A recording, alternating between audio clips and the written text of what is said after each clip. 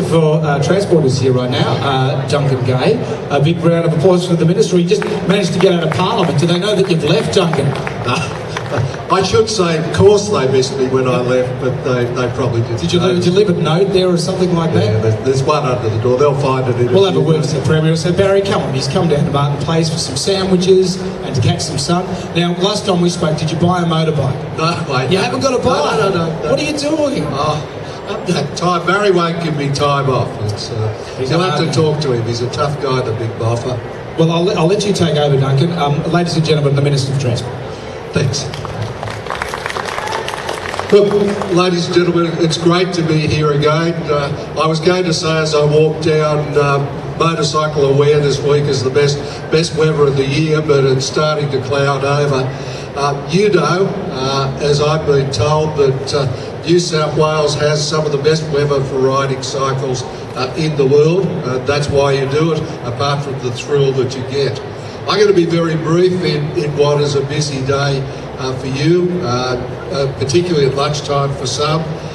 One of the things that has been approached over the last couple of years since I became the Minister is the issue of filtering. It's something that I know you do, it's something that I know you want to do, but you haven't been allowed to do it. It's illegal, but many are still doing it. And our colleagues there on the Motorcycle Traffic Squad are put into a pretty tough quandary when it comes to that situation. So I'm pleased to announce, following submissions that we've had, that starting on the 1st of February, we're going to have a 3-month trial in the northern part of the CBD on filtering. I am confident that will provide us the information to be able to then legalise filtering into the future. The key, guys,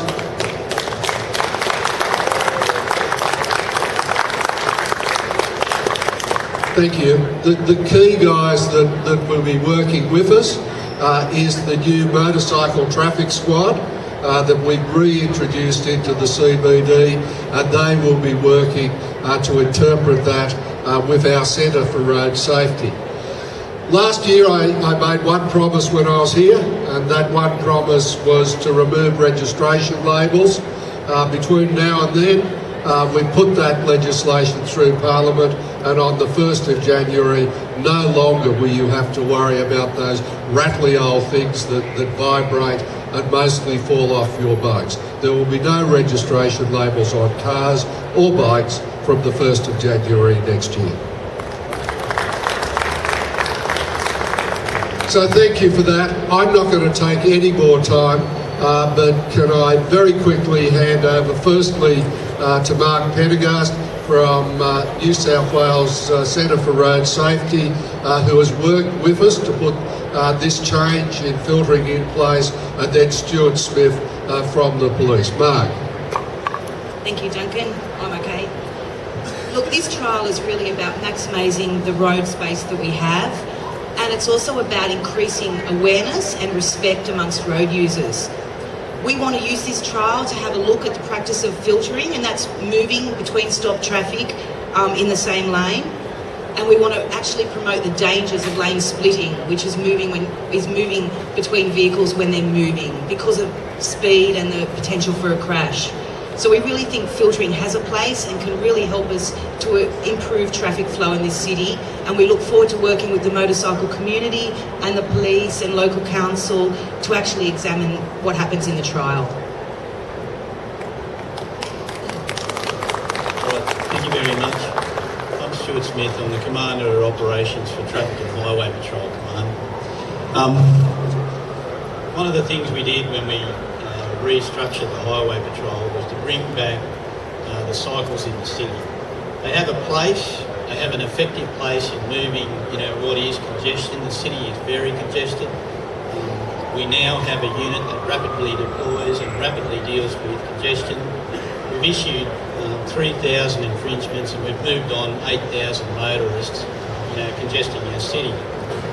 Part of this agreement with this trial was to set out an area in the northern precinct of the city which is under CCTV, so that we can work through the issues and see whether filtering has a space within road safety in New South Wales. We haven't approached this lightly. We've talked through the issues of how to do this trial. We're obviously urging motorists, and we're certainly going to be talking to motorcyclists, before and during the trial about using the space safely. We need to make it work. You need to make it work so that we can provide advice to government that this will work elsewhere. So it's not about a free-for-all. You need to understand the motorcycle response team, is an effective tool carrying out enforcement. If you park over that red line or go through a red light, in the hope that you can sneak through traffic, it'll cost you $397. So it's not a free-for-all, this trial. It's about making it work in the space. We've got a positive view of it, so has the Minister, and so has Margaret from the Centre for Road Safety. So all I'm saying is get the word out. We need to work in this space during there. We need to make it safe for all. And we need to deal with those people that can't ride safely in our city. Thank you. Thanks, Mark. Thanks, Stuart. There is one more obligation I will put out. This is a KPI for me. By next year, I need to come up with a way to reward cyclists for what they're doing to our community on the environment and on congestion, in their hip pocket, on crossing the bridge and other places. So my task between now and next year is to come up with a proper way to reward you, to give an incentive for more cycles and less cars when we're crossing the bridge in other ways. Thank you. Thank you, Duncan. Mark, Stuart and Duncan, and we can only look forward to single-seat registration as well, and there's a whole world of other things out there, but at least we're fighting the good fight. And a small win today as well for lane filter, because any of you that know, that ride motorbikes regularly, will know that lane filtering actually works, and it's probably the natural part of a motorcycle. Getting back to some rider training right now, we've got Paul Riley. Paul Riley was a former paramedic, and he now runs Skillmaster Rider Training. He didn't call himself that, someone else did. I'm sure he did. Ladies and gentlemen, Paul Riley. Thank you, Brendan. I'm just going to take a couple of minutes of your time to basically give you an invitation. It's been said that how long a minute is depends on which side of the bathroom door you're on. And it's very, very true, isn't it? Our attention can be quite focused on ourselves and depending on our situation a lot of the time. It's a bit like the data that you hear on road safety. Quite often doesn't have any effect on us because it just doesn't matter to us, it doesn't mean anything. But a lot of the data is available that does have a significant effect on us, and it's already been mentioned today about the whole issue of motorcyclists not being seen. The College of Surgeons in Melbourne is currently looking at the issue of sharing the road. The College of Surgeons has a very keen desire to see things change in the motoring world. It sounds like they should have nothing to do with road safety, but they do. And it was the College of Surgeons in 1970 that got seatbelts introduced into cars, and only a very, very small thing, seemingly, but at the time changed the face of trauma considerably.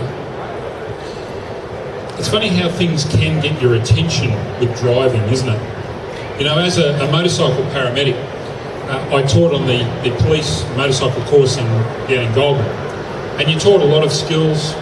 You taught a lot of the things that are the biggest threats to you and how to avoid them. And you're also taught to realise that you're basically invisible, and you need to be very, very careful at all times. Some of the things that motorcyclists feel at times is that they are invisible, and they wish they weren't. And some people have even said, well, you need to have fluoro vests on, and in Victoria at the moment this is a big issue, that you need to be wearing a fluoro vest if you're riding a motorcycle. Well, just as a piece of anecdotal information, we never wore fluoro vests when I worked on the ambulance bikes, but the ambulance bikes are the same as the police bikes. They look a little bit different in terms of the fact that it says ambulance on the front of it instead of police, different colour striping, but they have a red and a blue light. And it's very interesting to observe in traffic what the significance of just having a red and blue light on the front of a motorcycle does. Because most people think that it's a police bike, And so you'd just be riding home, you'd move into the lane traffic that was moving the quickest. As soon as somebody looks in their mirror and sees what they think is a police bike, the brake lights come on, you see the left hand going up, reaching for the seatbelt, it's not on. This is all true, happened every single day. People slow down, they slow down to about 10 kilometres under the limit, so you move into the next lane, and the same thing happens again. It takes you forever just to get home. So visibility isn't it isn't always what we're looking for. It's the fact that most often we're not looking for it at all. If you've ever seen the video clip on YouTube about the gorilla in the basketball game, you ask, it's a perception test, and you ask people to count how many passes one team make with the basketball, and then you tell people after it that did they see the gorilla, and most people don't, and not until they see it again. The reason they don't see it is they're not looking for it, and a lot of the time that's our issue, that's our problem. A lot of motorcyclists will say that they hear Smidsy, and you'll see a Smidsy sticker over here. Sorry mate, I didn't see you, as you're lying on the ground broken. And I've heard the same thing said many times in many of the crashes that I've been to. But you know, it's not just the fact that you're not wearing a vest or not riding or riding a motorcycle that makes it like that. I remember going to a crash, and this is absolute truth, going to a crash one day, and a guy was quite badly hurt in his car. He'd been hit by a 22-wheeler truck. And I said to him, as you do with everybody that's injured at some stage, say, what actually happened? And he said, mate, I just pulled in front of the truck. He said, I didn't see it. Now, that's certifiable blindness in my book. But still, it happens. People aren't looking for something, they don't see it. One thing that we're doing to try and improve the lot of motorcyclists, but also for all road users in terms of sharing, is we have an event that has run now for 9 years, and it's on the last day of Motorcycle Awareness Week, which is on the 28th of this month, on the Sunday, and it's out at Loftus Oval, and it's called Breakfast Talk. It is a motorcycle event, but it is an event we would invite everybody to come to, because apart from it just being about motorcycles and for motorcycles, we do have stalls, we have a crash scenario, and it's good to see what happens. People have no idea what to expect if they are ever hurt and taken to hospital. And a lot of people don't realise that they're not going to go to the nearest hospital if they do get hurt. They're likely to go to a trauma hospital. We explain why, we talk about it. We have a guy, a stunt rider, that comes off his bike. It's quite an interesting day. That's the culmination of the day. We have a hard ride, which is the Prostate Cancer Foundation ride for charity. There's a lot of events on the day, rider training, demos, and a lot of people speaking about various issues. So we'd invite people to come along. And it's for all road users, as we say. It's about motorcycles, but we'd love everybody else to come. And perhaps one day you'll even ride. And one thing I'd like to leave with you, just as a final point, you may not ride now, but just think about it this way. Driving a car is like watching life on video. Riding a bike is like being there. Thanks very much, folks.